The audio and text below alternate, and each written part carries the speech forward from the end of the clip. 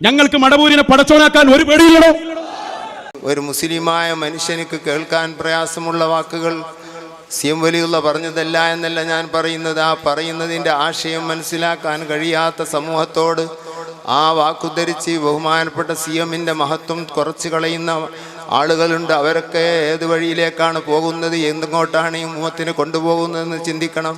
CM വലിയുള്ള ഞങ്ങളെ പടച്ചവനാണ്. പറയാൻ പാടില്ല, ഏതർത്ഥത്തിനായാലും പറയാൻ പാടില്ല, ഏതർത്ഥത്തിനായാലും പറയാൻ പാടില്ല. CM വലിയുള്ളാഹി തങ്ങൾ എല്ലാത്തിനേക്കാളും വലിയതാണ്, പറയാൻ പാടില്ല, ഏതർത്ഥത്തിനായാലും പറയാൻ പാടില്ല. അങ്ങനത്തെ വാക്കുകളെല്ലാം ലിസാനുൽ ഖൗം എന്ന് പറയുന്ന ഒരു ലോകമുണ്ട്. ആ ലോകത്തേക്ക് നീക്കേണ്ടതാണ്. ആ ലോകത്തുമായി ബന്ധമുള്ള ആളുകൾക്ക് അതിൻ്റെ അർത്ഥം തിരിയുകയുള്ളൂ. അത് നമ്മൾ മനസ്സിലാക്കണം. അതുകൊണ്ട് തന്നെ ഇന്നൊരു മൂലയിൽ നിന്ന് എന്തെങ്കിലും പറഞ്ഞാൽ ലോകത്തൊന്നായിട്ടെത്തുന്ന കാലമാണ്. വളരെ സൂക്ഷിക്കണം. CM വലിയുള്ള പറഞ്ഞു എന്ന് ഉറപ്പുള്ളത് പറയാനും എന്നല്ലാതെ അതും സംശയാസ്പദമാകുന്ന കാര്യങ്ങൾ പറയരുത്.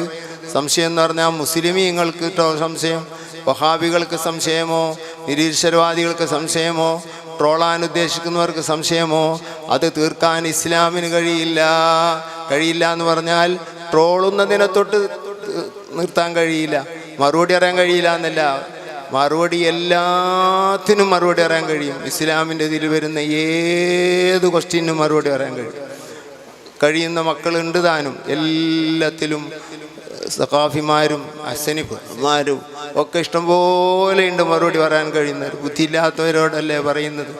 എന്ത് നിലക്ക് പറഞ്ഞാലും ഉൾക്കൊള്ളാൻ കഴിയാത്തവനാണ് ഈ ട്രോളുന്ന ആളുകൾ. അവർക്കതൊരു ജോലിയാണ്. പക്ഷെ അവരെ മുമ്പിലേക്ക് അല്ലല്ലോ നമ്മൾ ഈ കാര്യം പറയുന്നത്. മുഅ്മിനീങ്ങളായ സുന്നികളായ ആളുകൾക്ക് ഉൾക്കൊള്ളാൻ കഴിയുന്നത് പറയുക, അതാണ്. അവർക്ക് ഉൾക്കൊള്ളാൻ കഴിയാത്തത് പറയരുത് എന്നതാണ്. ലോകത്തിനാകെ ഉൾക്കൊള്ളാൻ കഴിയുന്നത് പറയുകയാണെങ്കിൽ ഇസ്ലാമിൻ്റെ കാര്യങ്ങൾ പറയുമ്പോൾ ഉൾക്കൊള്ളാൻ കഴിയാതാകും മുസ്ലിമീങ്ങൾക്ക്. അവർ അവരുടെ മതത്തിൽ നടക്കുന്നു. അപ്പോൾ അവർ നമ്മളോട് സ്വാഭാവികമായി എതിരാകുന്നതിനകത്ത് കസറുണ്ടാക്കുക എന്നുള്ള അർത്ഥത്തിനല്ല, ആശയപരമായി എതിരാകുന്നു. ഇത് സ്വാഭാവികമാണ്. അതിനൊന്നും മറുപടി പറയേണ്ട ആവശ്യമില്ല. അതിരിക്കട്ടെ. ഏതായിരുന്നാലും മഹാനായ വൈലത്തൂർ പാപ്പാനെ പറ്റി പറഞ്ഞപ്പോൾ ഞാനതങ്ങ് പറഞ്ഞു പോയതാണ്. വൈലത്തൂർ പാപ്പ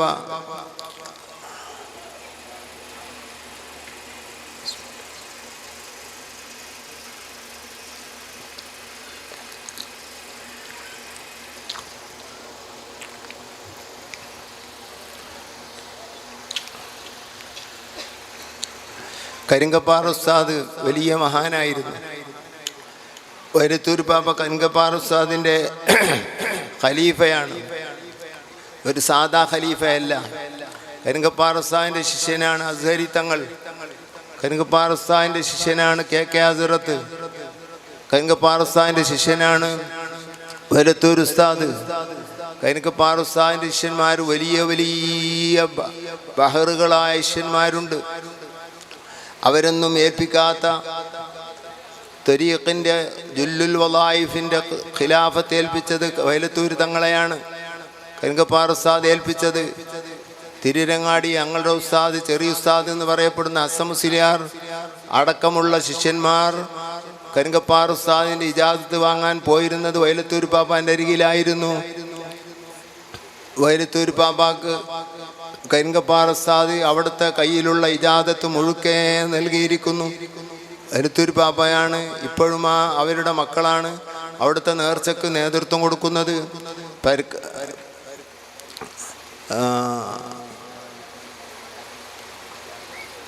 പുത്തമ്പള്ളിയിൽ, പെരുമ്പടപ്പ് പുത്തമ്പള്ളിയിൽ ഉസ്താദ് ദർസ് നടത്തുന്ന കാലത്ത് ഉസ്താദ് അക്കാലത്ത് ഗുഹയിൽ കഴിഞ്ഞിരുന്ന ഒരു വലിയ മഹാനും പണ്ഡിതനും ഉണ്ടായിരുന്നു. അവരുടെ പേരാണ് ചട്ടിക്കൽ അബ്ദുള്ളക്കുട്ടി മുസ്ലിയാർ കൂട്ടായി പള്ളിയുടെ അരികിൽ കിടക്കുന്ന മഹാനവർകൾ. ഗോളശാസ്ത്രത്തിലും മറ്റു ഫന്നുകളിലുമെല്ലാം വലിയ കഴിവുള്ളവരായിരുന്നു. ബഹുമാനപ്പെട്ടവരുടെ കയ്യിലുള്ള ഒരു വളീഫയുടെ പേരാണ് ജുല്ലുൽ വലായിഫ്. അവരുടെ കയ്യിലും ഉണ്ടായിരുന്ന ഒരു വളീഫയാണ് ജുല്ലുൽ വലായിഫ് എന്ന് പറഞ്ഞാൽ അധിക ദിക്റുകളുടെയും ഇജാസത്ത് എന്നാണ്. എന്നാൽ ഉദ്ദേശം എല്ലാ ദിക്റുകളുടെയും ഇജാസത്ത് എന്നാണ്. അദബിന് വേണ്ടി ജുല്ല് എന്ന പദം ഉപയോഗിച്ചു എന്നേ ഉള്ളൂ. അപ്പോൾ എല്ലാ ദിക്റുകൾക്കും വിജാദത്ത് കൊടുക്കാനുള്ളതായ സ്ഥാനം, ആ സ്ഥാനം ബഹുമാനപ്പെട്ട അബ്ദുള്ള കുട്ടി മുസ്ലിയാർ, ചട്ടിക്കൽ അബ്ദുള്ള കുട്ടി മുസ്ലിയാർക്ക് ഉണ്ടായിരുന്നു. ഇതൊന്ന് ഏൽപ്പിക്കാൻ, മരണം മുമ്പ് ഏൽപ്പിക്കാൻ ഒരാളെ കിട്ടാൻ, അതിന് പറ്റിയ ഹൃദയമുള്ള ഒരാളെ കിട്ടാൻ നോക്കിയിട്ട് കിട്ടായിട്ട് നിൽക്കുമ്പോഴാണ് അവരെ കാണാൻ കരിങ്കപ്പാറ ഉസ്താദ് ചെല്ലുന്നത്. കരിങ്കപ്പാറ ഉസ്താദ് ചെറിയവരല്ല, പുറത്ത് ഫഖീഹും വലിയ കർമ്മശാസ്ത്ര പണ്ഡിതനും തുല്യതയില്ലാത്ത കഴിവുള്ളവരുമായിരുന്നു. തൊഹ്ഫ കാണാപാഠം പോലെ പറയുന്നവരായിരുന്നു. അവരുസ്താദ് ഇരുമ്പാലശ്ശേരിയും അങ്ങനെയായിരുന്നു. അവരുസ്താദ് അബ്ദുറഹ്മാൻ പാനായിക്കുളം അങ്ങനെയായിരുന്നു. അവരുസ്താദ് അലി ഹസൻ കോയക്കുട്ടി മുസ്ലിയാർ അങ്ങനെയായിരുന്നു. അവരുസ്താദ് ഉമർ ഖാദി അങ്ങനെയായിരുന്നു. കരിങ്കപ്പാറ ഉസ്താദിൻ്റെ കഴിവ് ചില്ലറയല്ല. വലം യുറുവ ഫിൽ ഫത്വ വലം യുറുവ അൻഹു ഫിൽ ഫതാവ നഖീസതൂൻ വൈസ്നീദു ഫത്വാഹു ഇലാ മിസ്ലി തുഹ്ഫതി. വലത്തൂർ ഉസ്താദിൻ്റെ സങ്കടഗാനത്തിൽ കാണാം, അവർ ഫത്വ കൊടുത്തിട്ട് ആരും ആ ഫത്വയെ എതിർത്ത സംഭവമില്ല, ഒരു പണ്ഡിതനും തൊട്ടിട്ടില്ല. വൈസ്നീദു ഫത്വാഹു ഇലാ മിസ്ലി തുഹ്ഫതി. അവിടുന്ന് ഒരു ഫത്വ പറയുകയാണെങ്കിൽ തുഹ്ഫ പോലുള്ള ആധികാരിക ഗ്രന്ഥങ്ങളിലേക്ക് ചേർത്തുകൊണ്ട് മാത്രമേ പറയാറുള്ളൂ. അവിടത്തെ സംബന്ധിച്ച് നീണ്ട് സംസാരിക്കണം, ഞാനതിലേക്ക് കടക്കുന്നില്ല. ബഹുമാനപ്പെട്ടവർ കരിങ്കപ്പാറ ഉസ്താദ് ഫതുഹുൽ മൊഴീൻ്റെ ആളാണ്. ഫതുൽ മൊഴീൻ കരിങ്കപ്പാറ ഉസ്താദിൻ്റെതാണെന്ന് തോന്നിപ്പോകും. ആ രൂപത്തിൽ ഫതുൽ മൊഴീനെ പരിചയപ്പെടുത്തിയത് കരിങ്കപ്പാറ ഉസ്താദാണ്.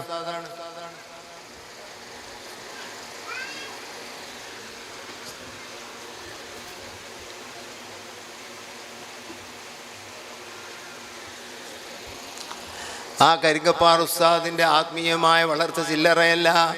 ഖാജാ തങ്ങളുടെ അരികിലേക്ക് കരിങ്കപ്പാറ ഉസ്താദിൻ്റെയൊക്കെ നിജാദത്ത് വാങ്ങിയ ഒരാൾ പോയി. അങ്ങനെ ഖാജാ തങ്ങളെ കണ്ടപ്പോൾ, ഖാജാ തങ്ങളുടെ മാസമല്ലേ, ആര് ചെന്നാലും സ്വീകരിക്കുന്നൊരു കയ്യാണ് ആ കൈ. തഖ്വക്ക് വേണ്ടി ചെന്നോ ആ തഖ്വ നൽകും, കുഞ്ഞന് വേണ്ടി ചെന്നോ കുഞ്ഞനെ നൽകും. എനിക്ക് കുറേ അനുഭവങ്ങൾ പറയാനുണ്ട്, ഞാൻ ഇസാസിൽ പറയുന്നില്ല. സാമ്പത്തികമായി ഞെരുക്കത്തിന് എന്നോ അത് തരും, തഖ്വക്ക് വേണോ അത് തരും, ത്വരീക്ക് വേണോ അത് തരും. കള്ളത്തരത്തിലായിട്ട് നടന്ന ആളുകൾക്ക് അവരെ തള്ളി മാറ്റുക, അങ്ങനെയില്ല. അവർക്ക് ആ നിയമമൊന്നുമില്ല. അവർ ആഖിറത്തിലാണുള്ളത്. അവർക്ക് ഇസ്ലാമിൻ്റെ നിയമം ബാധകമല്ല. അവർ ആരെയും സ്വീകരിക്കുന്നൊരു പ്രകൃതിയുള്ള കമാലിൻ്റെ ഔലിയാക്കൾ, ജമാലിൻ്റെ ഔലിയാക്കൾ എന്ന് പറയുന്ന ഈ ഭാഗത്തിൽപ്പെട്ടവരാണ്.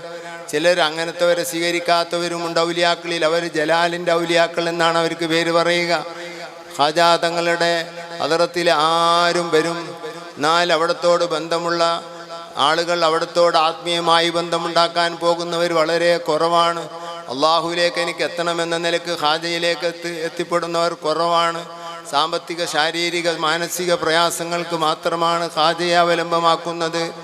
എല്ലാവരുടെയും അവസ്ഥ അതാണ്. എനിക്കൊന്ന് ആഖിറത്തിൽ രക്ഷപ്പെടണം എന്ന നിലക്കാണ് ഖാജയെ അവലംബമാക്കുന്നതെങ്കിൽ ആ ഖാജയുടെ കൈ കിട്ടിയാൽ വല്ലാതെ അള്ളാഹുലേക്ക് അടുക്കാൻ കഴിയുന്നതാണ്. പക്ഷേ അങ്ങനെ പോകുന്നവർ കുറവാണ്.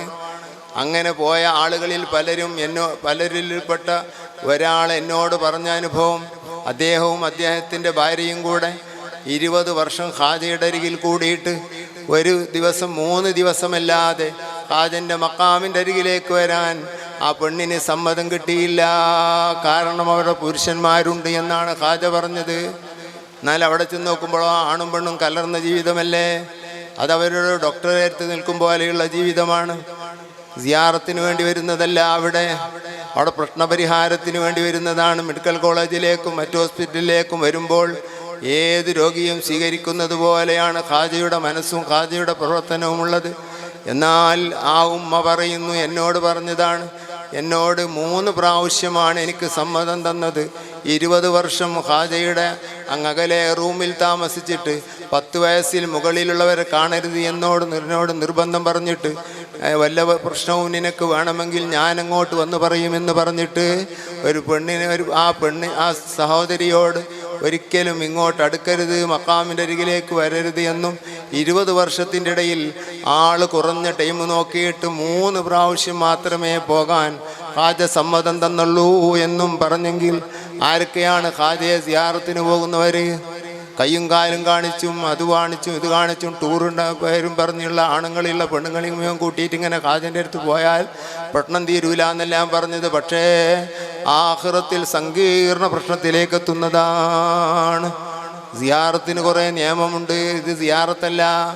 ഞാൻ പോകുന്നതിൻ്റെ എതിര് പറയുകയല്ല. പോകുന്നത് സിയാറത്തെന്ന് വിശ്വാസമുണ്ടെങ്കിൽ, ആ ഖാജയുടെ ആത്മീയ ലോകത്തേക്ക് കടക്കണമെന്ന് ആഗ്രഹമുണ്ടെങ്കിൽ, ആ വഴിയിലേക്ക് പോകണമെങ്കിൽ വലിയ നിയമങ്ങൾ പാലിച്ചുകൊണ്ട് തന്നെ പോകണം. എന്നാലേ ലഭിക്കുകയുള്ളൂ. കുട്ടികളെ കിട്ടാൻ അങ്ങനെ പോകണമെന്നില്ല, സമ്പത്തിൻ്റെ വിഷയത്തിന് അങ്ങനെ പോകണമെന്നില്ല. എന്ത് പ്രശ്നത്തിനും ഖാജയുടെ പടിവാതിൽ കാണാത്തവരില്ല. ഇന്ത്യ രാജ്യത്ത് ഭരണരംഗത്തേക്ക് വന്ന എല്ലാ ഭരണാധികാരികളും ഖാജയെ സമീപിക്കാത്ത, അല്ലെങ്കിൽ ഖാജയുടെ മക്കാമിൽ പുടയിടാത്ത ഒരു ഭരണാധികാരി ഇന്ത്യയിൽ മോഡി അടക്കമില്ല. എല്ലാവരും കീഴൊതുങ്ങുന്ന സുൽത്താനുൽ ഹിന്ദ്, ഇന്ത്യയുടെ സുൽത്താനാണ് ഖാജാ തങ്ങൾ. അള്ളാഹു അവിടുത്തെ വഫാത്തിൻ്റെ ദിവസമാണിന്ന്. അള്ളാഹു അവിടുത്തെ മദദ് നമുക്ക് നൽകുമാറാകട്ടെ. അവിടുത്തെ മുരീദന്മാരിൽ ദിഷ്തി ത്വരീഖിലും അതുപോലല്ലാതെ അതില്ല കദമിലും അതില്ല ആലുകളിലൊക്കെ അള്ളാഹു താല നമ്മളെ ബന്ധപ്പെടുത്തി തരുമാറാകട്ടെ. സഹോദരങ്ങളെ, ആ ഖാജാ തങ്ങൾ അരികിലേക്ക് വൈലത്തു ബഹുമാനപ്പെട്ട കരിങ്കപ്പാറ ഉസ്താദ് ഇജാദത്ത് കൊടുത്ത ഒരാൾ, ഇജാദത്താണ് ഇജാസിയത്ത് എന്ന് ചിലർ പറയും, ശരിയല്ല. കബൂലാണ്, കബൂലിയത്ത് എന്ന് പറയുന്നത് ശരിയല്ല. അതിരിക്കട്ടെ, ഇജാദത്ത് കൊടുത്ത ഒരാൾ ഒരു നിന്നെ ദിക്ർ ചൊല്ലിക്കോനി എന്ന് പറഞ്ഞ് ഇജാദത്ത് കൊടുത്ത ഒരു നാടൻ മനുഷ്യൻ, കരിങ്കപ്പാറ ഉസ്താദിനെ ഇജാദത്ത് കിട്ടിയ മനുഷ്യൻ ഖാജ തങ്ങളെ സിയാറത്ത് ചെയ്തപ്പോൾ ഒരു ദിവസം ഖാജയെ കണ്ടപ്പോൾ ഖാജയെ ഉറക്കത്തിൽ ഇഷ്ടം പോലെ കാണാൻ കഴിയും. അതൊരു വലിയ കറാമത്തൊന്നുമല്ല, ഖാജയുടെ കറാമത്താണെന്നല്ലാണ്ട് അത് ഈ ആൾക്ക് വലിയ കറാമത്തൊന്നുമല്ല. ആൾക്ക് ഒരു സന്തോഷം മാത്രമാണ്. അതുകൊണ്ട് ഞാൻ വലിയ മർത്തബയിലേക്ക് എത്തിയെന്ന് മനസ്സിലാക്കുന്നതും തെറ്റാണ്. ആ മർത്തബയൊന്നുമല്ല. മർത്തബ എന്ന് പറയുന്നത് സ്വപ്നത്തിൽ കുറേ കാണലല്ല. ആ മർത്തബ അനുഭവിക്കലാണ്, അള്ളാഹുവിനെ അനുഭവിക്കലാണ് മർത്തബ.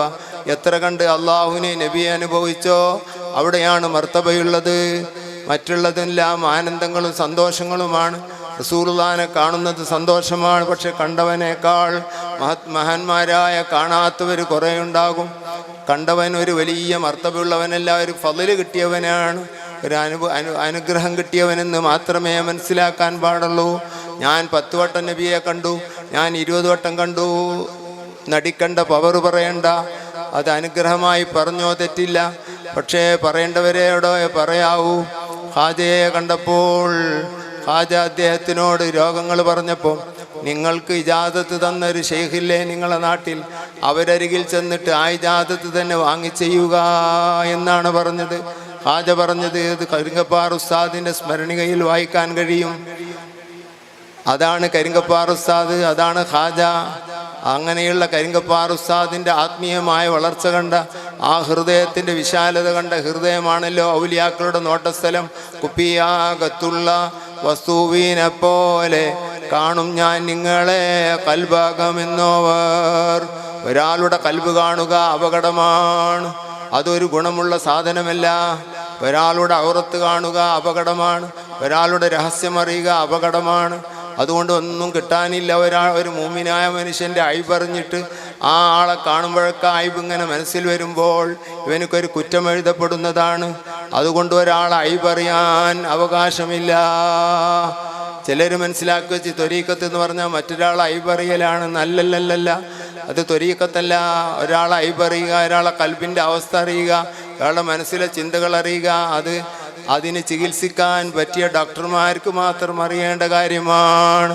ബിന്ദുവാരത്തെ സംബന്ധിച്ചുള്ള പഠനം അതിനെപ്പറ്റി ചികിത്സിക്കുന്ന ഡോക്ടർ അറിയേണ്ടതാണ്.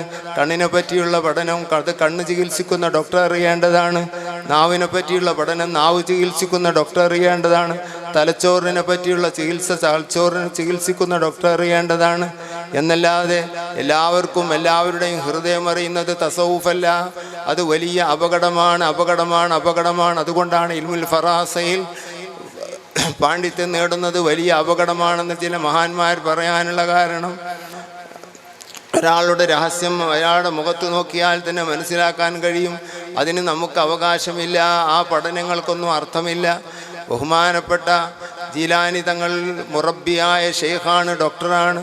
ആത്മീയമായി തളർന്നവനെ നന്നാക്കാൻ വേണ്ടി അള്ളാഹു തീരുമാനിച്ചവരാണ്.